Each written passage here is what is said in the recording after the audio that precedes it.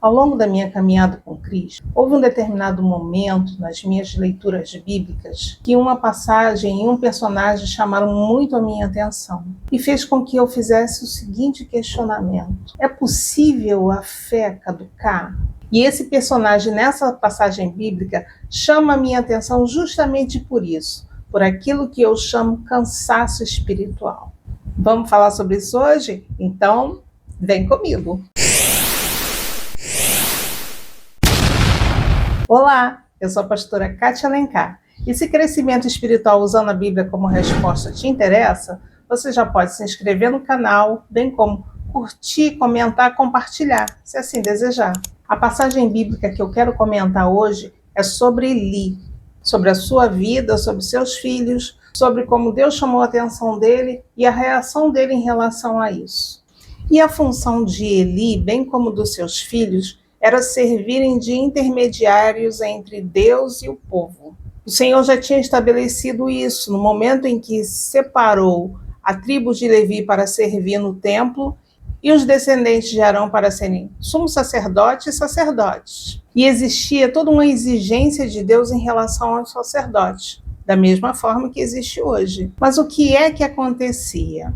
Os filhos de Eli não cumpriam o sacerdócio da forma estabelecida por Deus. Eram, porém, os filhos de Eli, filhos de Belial, e não se importavam com o Senhor. E Eli sabia disso. Chegou aos seus ouvidos.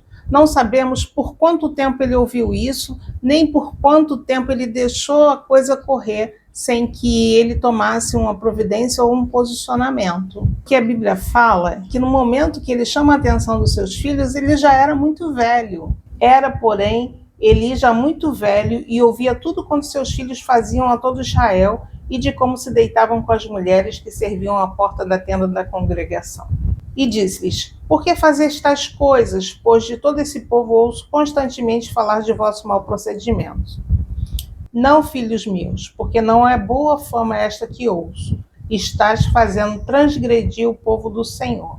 Pecando o homem contra o próximo, Deus lhe será o árbitro. Pecando, porém, contra o Senhor, quem intercederá por ele?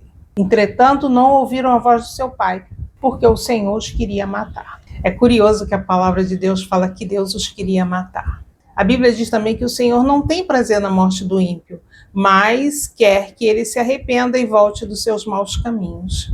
Então, se o Senhor queria matá-los, é porque certamente o Senhor já tinha alertado eles e eles não reconsideraram seus caminhos. Então, a primeira coisa que chama a minha atenção em relação a Eli é a incapacidade de corrigir seus filhos. De alguma forma, ele tinha corrigido seus filhos, mas essa correção não foi aceita por Deus.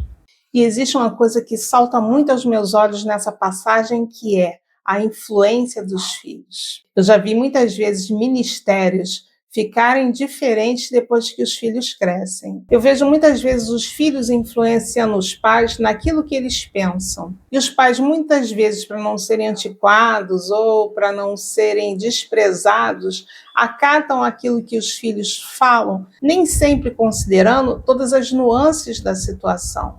E vemos Deus falando isso para Eli. E tu, porque honras a teus filhos mais do que a mim, para tu e eles vos engordardes das melhores de todas as ofertas do meu povo de Israel.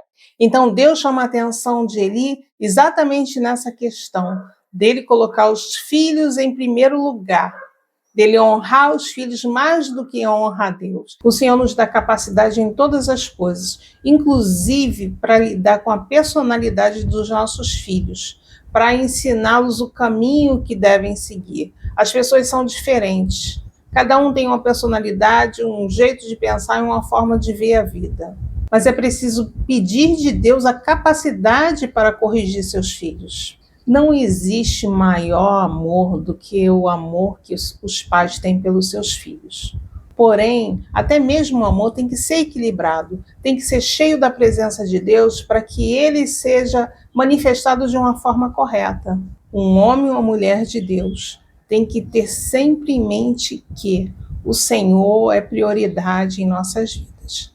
Então vemos o procedimento dos filhos de Eli, vemos uma chamada de atenção de que nada adiantou, E dando seguimento ao texto bíblico, vemos que Deus manda um profeta para chamar a atenção de Eli, onde Deus fala que os escolheu, que os honrou, mas que mesmo assim era tratado com desprezo, no momento que eles estavam desprezando as ordenanças que Deus tinha estabelecido. E Deus fala dos filhos de Eli, mas Deus fala de Eli. E aqui nós vemos a segunda característica que eu quero destacar, que é a incapacidade de se corrigir quando Deus fala. Quando a profecia se finaliza, a Bíblia não faz nenhuma menção de qualquer comportamento de Eli em relação a isso. Sabemos que aqui se trata da antiga aliança e que os pecados eles eram tratados com sacrifício. Eram oferecidos animais para que os pecados fossem perdoados. E vemos na vida de Eli uma coisa muito séria, a incapacidade de conhecer Deus. É claro que Deus é infinito e absoluto, que nós nunca vamos dizer que conhecemos Deus, mas Deus nos conhece. Ele conhece o nosso coração e nos sonda para saber aquilo que existe no nosso coração. Deus certamente sondou o coração de Eli e não achou nele uma sinceridade real, além das atitudes automáticas que os sacerdotes tinham. E é uma coisa muito interessante, porque Deus avisou Eli. O Senhor sempre nos avisa e sempre nos dá a oportunidade de nos corrigir e mudar a nossa atitude em relação a Ele. Uma passagem que deixa isso muito claro para mim no Velho Testamento é quando Deus trata com Abimeleque, no caso de Abraão. É quando Abimeleque, depois que Abraão diz que Sara é irmã dele, leva ela para a casa dele para tomar ela como esposa. Aí Deus aparece para ele num sonho. Abimeleque ainda não havia possuído, por isso disse: Senhor, matarás até uma nação inocente? Não foi ele mesmo que me disse, é minha irmã, e ela também me disse, ele é meu irmão? Com sinceridade de coração e na minha inocência foi que eu fiz isso. Respondeu-lhe Deus em sonho: bem sei que com sinceridade de coração fizeste isto, daí o tenho impedido eu de pecares contra mim e não te permitir que a tocasses. Se existe uma coisa que Deus não resiste, é o nosso arrependimento. Um coração disposto a obedecer a Ele e disposto a amá-lo e agradá-lo.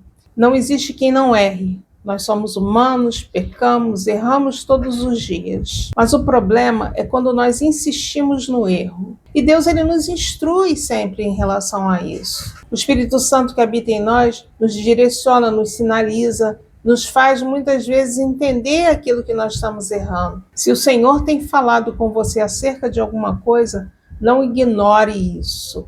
Reconheça e volte atrás nos seus caminhos, porque o Senhor é um Deus de misericórdia e Ele não deixa de levar em consideração nunca o nosso arrependimento. Então Deus falou com Eli, primeiro no testemunho interior. Ele sabia que aquilo que os filhos dele faziam não era correto.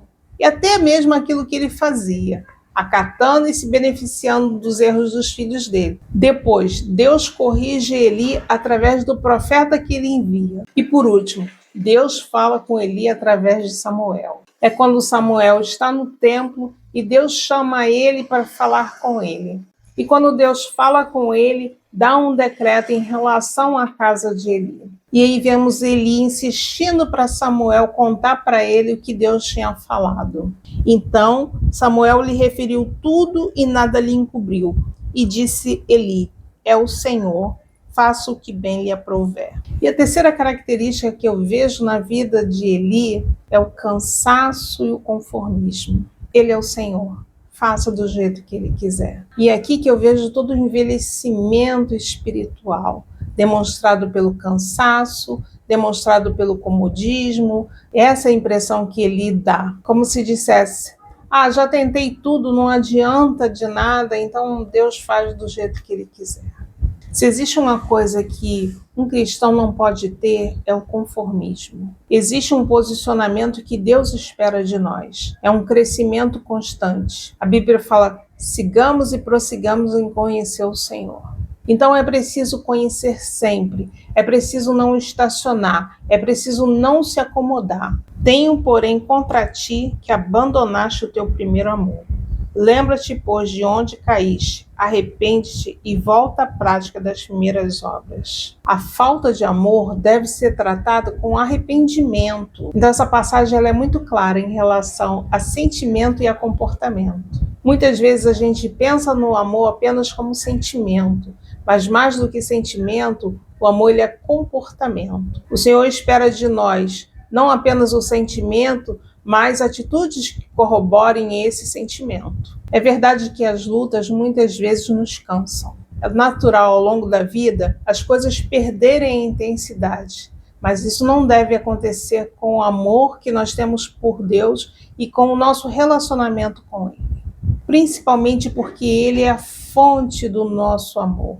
Então, à medida que nós o buscamos, esse amor se estabelece em nossas vidas. É preciso ter consciência daquilo que está se arrefecendo. Então, não permita que a sua fé caduque. Não permita que a sua vida espiritual se arrefeça. Batalhe para ter um crescimento contínuo. Batalhe para ter um conhecimento contínuo acerca do Senhor. Deseje Deus, porque Ele não ignora o desejo que nós temos por Ele. À medida que nós o desejamos, Ele se faz cada vez mais presente em nossas vidas. Por fim, eu te convido, medite bem nessas coisas. Tchau, fica com Deus, até a próxima.